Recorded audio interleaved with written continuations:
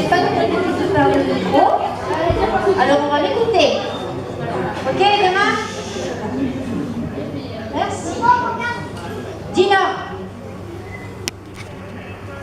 Excusez-moi, c'est bien. Voilà. On a lancé cette idée de repas il y a seulement 2 mois. À peine. En fait, c'est un petit peu moi. Et elles m'ont suivi. C'était un pari un peu fou, vu la date, mais moi je trouve que c'est réussi. Je vous remercie d'être là. Merci à vous. Merci à vous.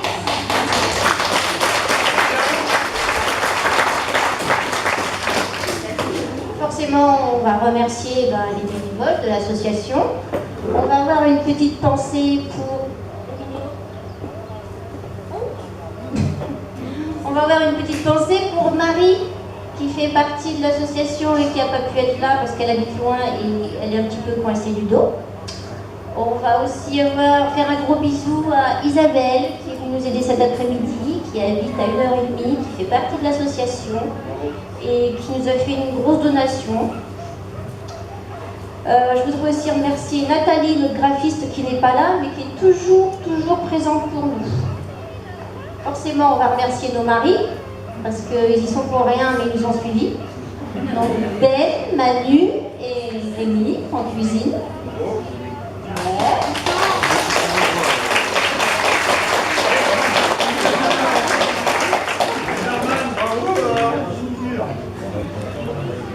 On va saluer la présence de l'association Enfin le Bonheur. Ça nous fait très plaisir qu'ils soient là.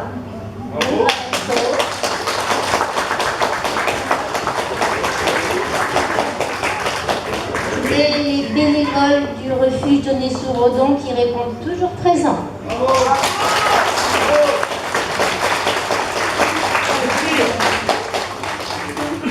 Voilà, ici on est là ce soir pour aider le refuge de Tamara qui est en très grande difficulté. J'ai obtenu le témoignage d'une bénévole qui m'a bien expliqué comment ça se passait et je tiens absolument à vous retracer l'historique du refuge et ce qu'il en est aujourd'hui. Cela va vous permettre de comprendre l'ampleur des dégâts et le désespoir autant des chiens que des bénévoles qui s'occupent d'eux là-bas. Alors, je ne vais pas vous dire le nom de l'association en roumain parce que je n'y arrive pas. Ça veut dire l'association L'Ami Fidèle. Elle a été créée en 2002 par des avocats, des docteurs et Tamara pour aider les chiens errants. À l'époque, Tamara travaillait en journée et s'occupait de trouver des fonds et du matériel pour l'association. L'association a tout de suite pris un terrain en concession à 3 km de la ville. Cette ville se situe à 400 km de Bucarest. C'était initialement la décharge de la ville. Il reste à l'association tant que celle-ci existe. Au début, Tamara ne s'occupait pas du tout des chiens. Mais un jour, elle a accompagné le vétérinaire et elle est allée au refuge. Je cite, « Elle a cru devenir folle. Les chiens étaient tellement maigres et affamés qu'ils mangeaient les cadavres des autres chiens. Elle a donc pris la situation en main, seule, sans jamais recevoir l'aide d'aucun membre des autres membres fondateurs. Elle s'est battue pour construire tout ce qui existe aujourd'hui. Tout ce que vous avez pu voir sur la vidéo, c'est grâce à Tamara. En fait, il y avait une deuxième vidéo qui a été préparée par la bénévole et que je n'ai pas réussi à remettre sur l'ordinateur. Donc vous l'aurez en ligne. En 2012, son vétérinaire la lâche. À cette époque, Tamara est décisionnaire pour le refuge à 100%. Elle passe un contrat avec 2 vétérinaires. L'un intervient sur le refuge, l'autre est mobile et intervient dans les rues.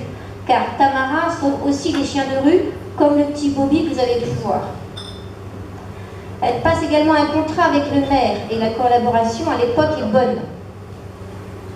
En juin 2012, Adina, une bénévole étudiante vétérinaire, s'investit pour l'association. Elle gère les albums des chiens, Facebook et les adoptions en Europe.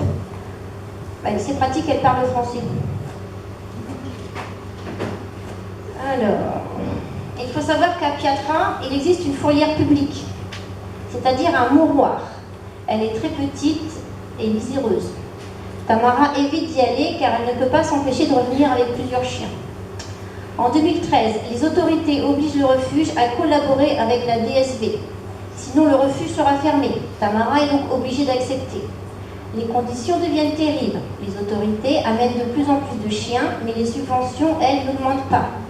Forcément, les besoins sont de plus en plus importants.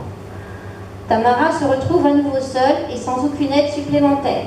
Elle négocie alors avec le maire une donation pour le refuge, avec la condition de continuer à héberger les chiens de l'association, de stériliser les chiens de rue et de continuer à les laisser libres. Ce contrat est signé en août 2013. Mais quelques semaines plus tard, la loi sur l'euthanasie des chiens errants est votée et tout bascule.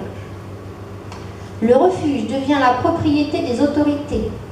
Les dog catchers, ceux qui ne connaissent pas, ce sont des personnes qui sont payées pour ramener des chiens dans des conditions atroces. Les dog catchers ramènent les chiens même la nuit. Forcément, certains sont malades, ils les mélangent avec les chiens de l'association, ce qui entraîne des tragédies, des contagions. Les soigneurs ne peuvent que constater les faits le lendemain matin. Tamara ne peut pas intervenir. Les maladies se propagent. Des chiens gentils et sociables se retrouvent tués dans des bagarres. Je ne parle pas des conditions de vie pour les chiots. Beaucoup meurent avant l'âge d'1 an. Les chiens, forcément, sont devenus stressés parce que trop nombreux dans les enclos. Les adoptions ont permis de diminuer un peu la surpopulation, mais les dog catchers continuent à ramener de plus en plus de chiens. Je cite, ils n'en ont rien à foutre. Le refuge est divisé en enclos. Chaque enclos dispose de 2 à 5 nids. On compte environ 40 chiens pour les autorités, 90 chiens pour le refuge. Tamara garde environ 10 chiens chez elle. Les chiens sont nourris avec de la viande, du riz et des croquettes, mais le riz et la viande sont de faible qualité. Il y a souvent uniquement du pain. Non, pas chez Tamara. Il faut environ 1 000 € par mois pour subvenir aux besoins primaires, c'est-à-dire nourriture et soins de première urgence, et assurer le salaire des 2 soignants. À cela s'ajoutent les frais vétérinaires d'hospitalisation des chiens malades. Bon, pour exemple, il y a 3 semaines à peu près, 11 chiots sont arrivés d'un seul coup. Il a fallu les faire hospitaliser, cela a coûté plus de 1 000 €. Le refuge n'a pas les moyens de payer cette somme. Les donations via Facebook constituent la seule ressource du refuge, mais le flux n'est pas régulier.